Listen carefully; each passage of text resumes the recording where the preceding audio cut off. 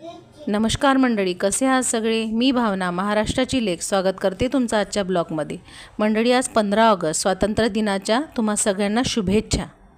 आज सुट्टी असल्यामुळे साहेबांनी सगळ्यात महत्त्वाचं काम म्हणजे तथागताची मूर्ती अगदी लख्ख स्वच्छ करून घेतली.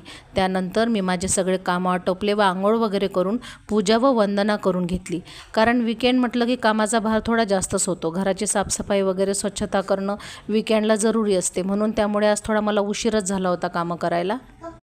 त्यानंतर सुट्टी असली की सगळ्यांची काही विशेष खाण्याची फरमाईश असते, त्यामुळे आज मी रव्याच्या इडल्या बनवायला घेतल्या. तसेच मुलीला आज ट्युशनमध्ये 3 रंगाचा नाश्ता आणायचा होता, त्यामुळे तिला पण 3 रंगाच्या इडल्या मी बनवून दिल्या.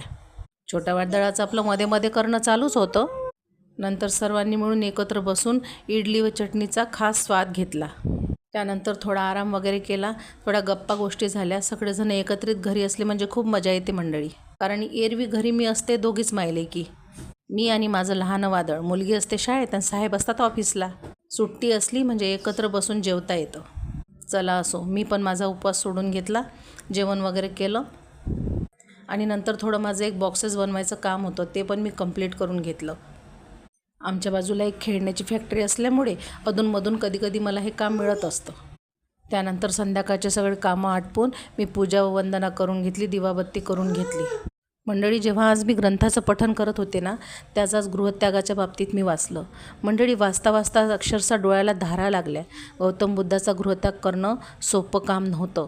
एका एका शब्दात त्यांच्या आईवडिलांचे, पत्नीचे, मुलाचे, मित्रांचे सगळ्यांचे दुःख उमजून येत होते. गृहत्यागाची सुरुवातच एवढी दुःखद होती, तर आता तथागताला समोर डोंगर पार करायचा होता. असो, पुढे असलेल्या गोष्टी मी तुम्हाला सांगेनच. नंतर संध्याकाळची परत जेवणाची तयार झाली. जेवणासाठी साहेबांसाठी मी बेसन आणि भाकरी करून घेतल्या. नंतर साहेबांनी व मुलींनी जेवण करून घेतलं आणि मी केळी व अनार खाल्ले.